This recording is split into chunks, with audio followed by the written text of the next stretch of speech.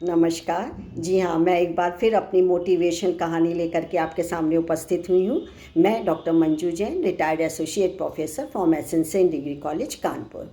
तो कई महीनों से चला हुआ सिलसिला तारतम्य आज भी नहीं टूटेगा, कभी नहीं टूटेगा जब तक मैं हूँ। तो कहानी के संग्रह में से मैंने एक कहानी चुनी है जो कि बहुत ही सीख देने वाली है और मज़ेदार भी है। सबसे पहले मज़ेदार है, चाहे मज़ेदार हो चाहे छोटी हो बड़ी हो, कहीं ना कहीं अच्छी सीख तो छाप तो छोड़ के ही जाती है। तो आज मैंने आपको एक इसके पहले भी एक दो वीडियो में और उसमें बताया था कि मैं आजकल तेनालीराम की मज़ेदार कहानी, जो कि सीख तो छोड़ती है लेकिन उससे ऊपर वो मज़ेदार रोचक कहानी है। तो रोचक कहानी मज़ेदार सुनने में बहुत अच्छा लगता है, मन खुश हो जाता है, प्रसन्न हो जाता है और सीख होती है तो सोने में सुहागा हो जाता है, अच्छा हो जाता है। तो चलिए, कहानी का शीर्षक है चींटी या गुड़ में चींटी। ठीक है। तो एक बार क्या हुआ, राजा कृष्णदेव का दरबार लगा हुआ था, तो उसमें एक व्यापारी आया और व्यापारी का नाम था गुणशेखर। तो वो बहुत ही बहुमूल्य वस्त्र पहने हुए था और साथ में आभूषण भी बहुत अच्छे बहुमूल्य थे और लदालद एकदम भरा हुआ था उसका। और उसके हाथ में एक संदूकची थी, बड़ा सा बक्सा था, संदूकची जिसको। तो उसने कहा कि महाराज, मैं आपके दरबार में आया हूँ, विनती कर रहा हूँ, क्योंकि मैं तो तीर्थयात्री की तरीके से हूँ, कभी यहाँ कभी वहाँ, इस बार भी मैं तीर्थयात्रा पे निकल रहा हूँ थोड़े दिन के लिए। तो आप ये जो संदूकची है, जो कि इसमें हीरे जवाहरात भरे हुए हैं, इसको आप अपनी कस्टडी में रख लीजिए और जब मैं लौटूंगा तब मैं ले लूँगा, क्योंकि मेरे घर में हिफाजत करने वाला कोई भी नहीं है। तो राजा ने अपने दरबारियों से कहा कि भाई देखो, इसका वजन कर लो। वजन निकला। उसके बाद कहा कि ठीक है, ताला बंद कर दिया। ताला बंद ही था उसमें। और उसके बाद उसमें राजशाही मुहर लगा दी गई और चाबी अपने पास रख ली गई। अब क्या हुआ कि दरबारी में से मतलब राजा ने दरबारियों से कहा कि तुम इसको अपने जहाँ शाही खजाना रखा रहता है उसमें डाल दो। लेकिन वापस लौट के आए, बोले साहब, मतलब महाराज, कि शाही खजाना तो बिल्कुल लबालब भरा हुआ, वहाँ तो बिल्कुल भी जगह नहीं है। लेकिन कोई भी दरबारी उसको रखने को तैयार नहीं हुआ। तेनालीराम बोल दिए, अच्छा ठीक है। महाराज ने भी कहा भैया तेनालीराम तुम ही रख लो। तेनालीराम ने बोला ठीक है महाराज, जैसी आपकी आज्ञा है मैं करूँगा। सो तेनालीराम उसको अपने घर, संदूकची को अपने घर ले गए। ऐसे करते करते 20 दिन और 30 दिन भी आ गए लगभग, और वो व्यापारी लौट करके आया। व्यापारी ने अपना नमस्कार किया महाराज को और कहा कि विनती आपसे, मेरी संदूकची आप मुझको दे दीजिए। तो दरबारियों को कहा कि जाओ तेनालीराम के यहाँ रखी हुई है वो संदूकची, वो ले करके आ जाओ। तो वो गए, तेनालीराम से कहा गया कि भैया वो संदूकची मंगा रहे, व्यापारी लौट के आ गया है, महाराज का आज्ञा है कि आप ले करके आओ। तो जैसे ही तेनालीराम ने वो संदूकची उठाई, वो धट से उठ गई, एकदम हल्की।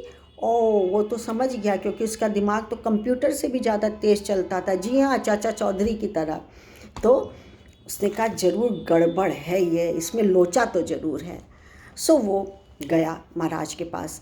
महाराज बोले तुम बिना संदूकची के कैसे आ गए? संदूकची तुम्हारे यहाँ है ना? बोले हाँ महाराज, मेरे यहाँ है। पर हुआ क्या है कि इनके पूर्वज, जिन्होंने सब गहने इसमें हीरे जवाहरात रखवाए थे, वही फिर से आ गए हैं और वो कह रहे हैं संदूकची यहाँ से टसमस नहीं होगी, इसको नहीं ले जाना है। तो राजा ने कहा ऐसे कैसे हो सकता है? उसके पहले इतना आग बबूला होकर के वो व्यापारी जो गुणशेखर था, वो आग बबूला हो गया। बोले ये कभी हो सकता है? मेरे पूर्वज कहाँ से आ जाएंगे? उनकी चीज़ें हैं उसमें, इतना बहुमूल्य वो बक्सा था, संदूकची थी, तुमने कभी उसका अंदाज लगाया? तुमने तो टके सी जवान हिला के रख दी है। तब क्रुद्ध हो गया। तो महाराज बोले शांत रहिए, मैं अपने दरबारियों को क्या, मैं स्वयं जाके उस संदूकची का मुआवना करूँगा, चलिए। सो दरबारी, तेनालीराम, व्यापारी और उसके साथ महाराज के साथ चल दिए। बड़ी सवारी गई। साहब, तेनालीराम ने कहा महाराज देखिए वो संदूकची रखी है।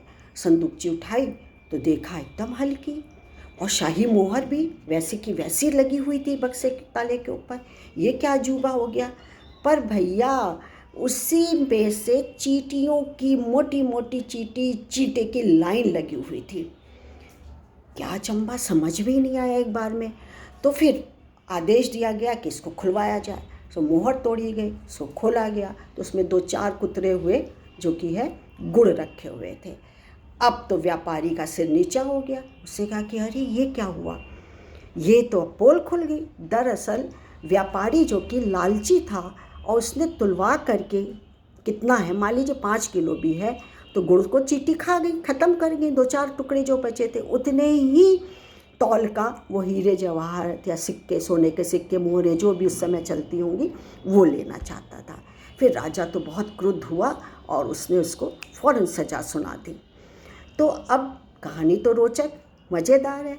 इससे हमारे पीछे छाप ये मिलती है कि आंखें मूंद कर किसी पर भी भरोसा नहीं करना चाहिए, क्योंकि आंखें मूंद के यदि भरोसा करेंगे तो क्या है, व्यक्ति को मुंह की खानी पड़ती है, वही नुकसान में रहता है। और सावधानी बरतने से समझदारी होती है, सावधानी में ही समझदारी, यानी सावधानी हटी और दुर्घटना घटी। ये कहानी मतलब आप आँख मूंद करके आप खुलवाइए, गिनवाइए उसको अपने आँखों से, और फिर दोनों के सिग्नेचर, हस्ताक्षर लीजिए, तब ऐसे तौल के रख दिया क्या है क्या नहीं है क्या पता, ऐसा नहीं करना चाहिए। तो किसी वस्तु के लिए, किसी विचार के लिए, किसी व्यक्ति विशेष के लिए आप कभी भी तौले, परखे, मंथन, विचार किए बिना उसका डिसीज़न मत लीजिए और न भरोसा कीजिए। तो कैसे तेनालीराम ने चींटियों को देखा और अंदाज लगाया, चतुर थे। और इसमें राजा का भी कोई कसूर नहीं, क्योंकि राजा तो हृदय से बहुत ही अच्छे सरल स्वभाव के थे। तो ये तभी होता है जब हृदय से अच्छे लोग बुद्धिमान होने के बाद भी धोखा खा जाते हैं, क्योंकि वो दूसरों को भी हृदय से अच्छी होने का विश्वास कर बैठते हैं। ये कोटेशन मैंने अलग से इसी के लिए चुना था। आज कहानी यहीं पर समाप्त होती है। आपको अच्छी लगी हो तो ज़रूर सुनिए और दूसरों को भी सुनाइए, लाइक और शेयर करिए। तब तक मुझे इजाज़त दीजिए। नमस्कार, थैंक यू।